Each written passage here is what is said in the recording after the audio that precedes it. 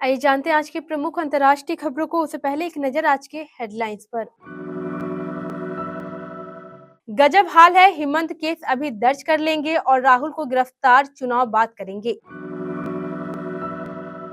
TMC को नहीं मिला महत्व तो हम, सीएम ममता बनर्जी का कांग्रेस लेफ्ट को संदेश। 22 जनवरी को देश के किन किन राज्यों में बंद रहेंगे स्कूल और सरकारी कार्यालय, जाने यहाँ। आपकी सेवा में हाजिर हो गए, पेरोल पर छूटते ही राम रहीम ने जारी किया वीडियो मैसेज। दिल्ली लखनऊ में गंभीर कोल्ड डे की स्थिति, जाने अन्य राज्यों के मौसम का हाल। ईरान पर मिसाइल दागकर पाकिस्तान अब देने लगी गीदड़ भभकी, पड़ोसियों को हमले पर दे रहा वार्निंग। फिलिस्तीनी स्टेट के बिना नहीं निकलेगा विवाद का हल, अमेरिका ने इजराइल को दिया बड़ा झटका। किया सेल्टोस का नया मैनुअल डीजल वेरिएंट हुआ लॉन्च, जबरदस्त सेफ्टी और कीमत है इतनी। रश्मिका मंदाना के साथ सगाई की खबरों पर बोले विजय देवरकोंडा, दिल थाम कर बैठिए आप। और टाटा को मिले आईपीएल 2028 तक टाइटल राइट्स, हर साल बीसीसीआई को देने होंगे 500 करोड़। मणिपुर से नागालैंड होते हुए भारत जोड़ो न्याय यात्रा के साथ राहुल गांधी असम पहुंचे हैं। मुख्यमंत्री हेमंत बिस्वा शर्मा की बातों से तो लगता है उनको भी कांग्रेस नेता के अपने इलाके में दाखिल होने का शिद्दत से इंतजार था। थोड़ा ध्यान दे तो पूरा मामला 22 जनवरी की जंग का लगता है। 22 जनवरी को असम में अयोध्या में राम मंदिर का उद्घाटन और रामलला की मूर्ति की प्राण प्रतिष्ठा होनी है और कांग्रेस सहित इंडिया ब्लॉक के सारे नेता अयोध्या समारोह को बीजेपी का राजनीतिक कार्यक्रम बताकर बहिष्कार कर रहे हैं।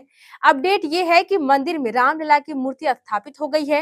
हेमंत बिस्वा शर्मा ने पहले तो राहुल गांधी को आगाह किया, फिर सीधे सीधे गिरफ्तार करने की धमकी भी दे डाली, लेकिन चुनाव तक गिरफ्तारी पर खुद ही सटे भी लगा दिया है। हेमंत बिस्वा शर्मा ने कहा कि राहुल गांधी की यात्रा को गुवाहाटी शहर से गुजरने की अनुमति नहीं दी जाएगी, वरना एफआईआर दर्ज होगी और चुनाव बाद वो गिरफ्तार भी कराएंगे। पश्चिम बंगाल में विपक्षी गठबंधन इंडिया के भीतर चल रहे घमासान के बीच तृणमूल कांग्रेस प्रमुख ममता बनर्जी ने कहा कि अगर उचित महत्व नहीं दिया गया तो उनकी पार्टी राज्य की सभी 42 लोकसभा सीट चुनाव लड़ने के लिए तैयार है। पश्चिम बंगाल की मुख्यमंत्री ममता बनर्जी ने पार्टी की मुर्शिदाबाद जिला इकाई की बंद दरवाजे में हुई संगठनात्मक बैठक के दौरान अपना रुख व्यक्त किया। मुर्शिदाबाद एक महत्वपूर्ण अल्पसंख्यक आबादी वाला क्षेत्र है और पारंपरिक रूप से कांग्रेस के गढ़ के रूप में देखा जाता है। डेरा सच्चा सौदा के प्रमुख गुरमीत राम रहीम को एक बार फिर पेरोल मिल गया है। इस बार हरियाणा सरकार ने राम रहीम को 50 दिनों की पेरोल दी है। गुरमीत राम रहीम इस समय रोहतक की सुनारिया जेल में 20 साल की जेल की सजा काट रहा है। पेरोल मिलने के बाद यूपी के बागपत के बरनाला आश्रम पहुंचे राम रहीम ने एक वीडियो जारी किया है। इसमें उन्होंने भक्तों को संबोधित करते हुए कहा कि एक बार फिर से आपकी सेवा में हाजिर हो गए हैं, आप जहां हैं वहीं से खुशियां मनाएं, यूपी आने की जरूरत नहीं है। अपने फॉलोअर से राम रहीम ने कहा है कि राम का पर्व चल रहा है, आप सभी उसमें शामिल हो, हम सब राम की संतान हैं। राम रहीम ने कहा है कि पूरा देश दिवाली मना रहा है, आप भी उसमें शामिल हो जाइए। दरअसल हत्या और रेप के मामले में आरोपी राम रहीम को एक बार फिर से पैरोल मिली है। उत्तर भारत के राज्य इस वक्त कड़ाके की ठंड से कपकपा रहे हैं। कोल्ड डे के साथ साथ कोहरा लोगों की परेशानी बढ़ा रहा है। मौसम विभाग की माने तो अभी उत्तर भारत के राज्यों को कोल्ड डे और कोहरे से राहत मिलती नहीं दिख रही है।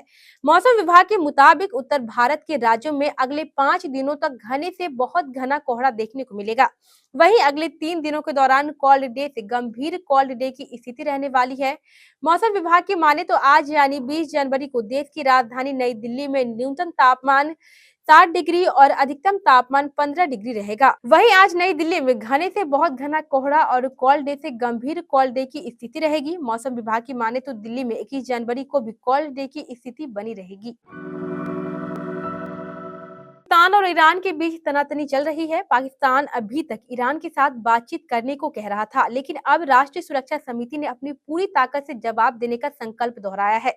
इस मीटिंग में असली निशाना ईरान था, क्योंकि ईरान की ओर से पाकिस्तान के बलूचिस्तान के एयर स्ट्राइक की गई थी। यह एयर स्ट्राइक पाकिस्तान के आतंकियों पर की गई थी।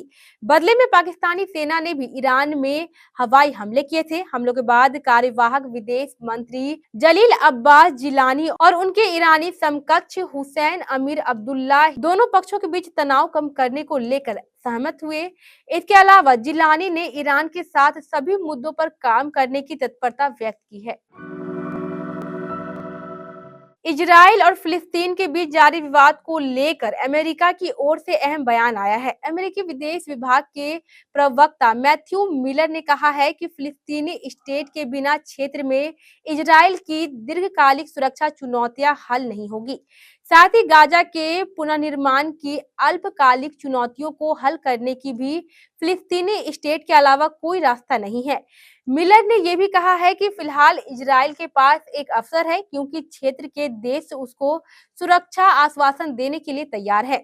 मिलर ने एक प्रेस ब्रीफिंग में कहा, फिलिस्तीनी राज्य की स्थापना के बिना गाजा के पुनर्निर्माण और गाजा के लिए सुरक्षा प्रदान करने की अल्पकालिक चुनौतियों को हल करने का कोई तरीका नहीं है।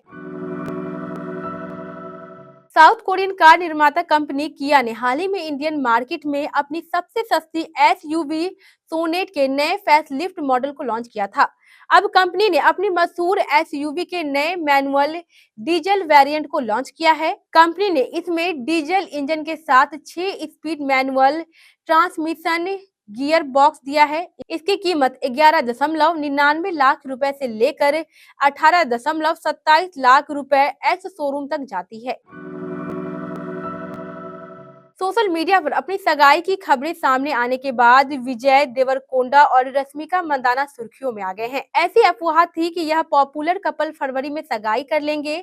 लाइफस्टाइल एशिया के साथ हाल ही में एक इंटरव्यू में विजय देवरकोंडा ने फाइनली रश्मिका के साथ अपनी सगाई के बारे में चुप्पी तोड़ी है। हालांकि उन्हें कई बार एक साथ देखा गया है, लेकिन उन्होंने अभी तक अपने रिश्ते को पब्लिक नहीं किया है। रिपोर्ट के अनुसार विजय देवरकोंडा और रश्मिका एक साथ रह रहे हैं। बताया जा रहा था कि यह कपल सगाई के साथ अपने रिश्ते की अनाउंसमेंट करने की प्लानिंग कर रहा है। हालांकि विजय ने कुछ और कहा है। उन्होंने कहा, मैं फरवरी में सगाई या शादी नहीं कर रहा हूं। ऐसा लगता है कि प्रेस हर 2 साल में मेरी शादी करवाना चाहते हैं। मैं हर साल यह अफवाह सुनता हूं।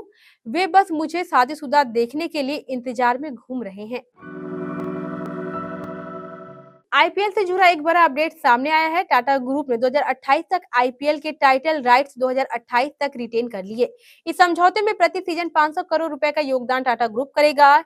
इन्विटेशन टू टेंडर डॉक्यूमेंट के नियमों के अनुसार टाटा आईपीएल के टाइटल्स राइटर्स अपने पास ही रिटेन कर सकता है। यदि कोई अन्य इकाई द्वारा ऑफर किए गए हाईएस्ट ऑफर से मेल खाते हो, टाटा ग्रुप ने राइट टू मैच का प्रयोग करने और उसी कीमत पर अधिकार बरकरार रखने का फैसला किया। टाटा ग्रुप ने 2500 करोड़ रुपए के वैल्यूएशन के लिए आदित्य बिरला ग्रुप टाटा किए गए ऑफर की बराबरी की। इसके बाद board of control for cricket in India ने टाटा समूह को टाइटल राइट सौंपने का निर्णय लिया है।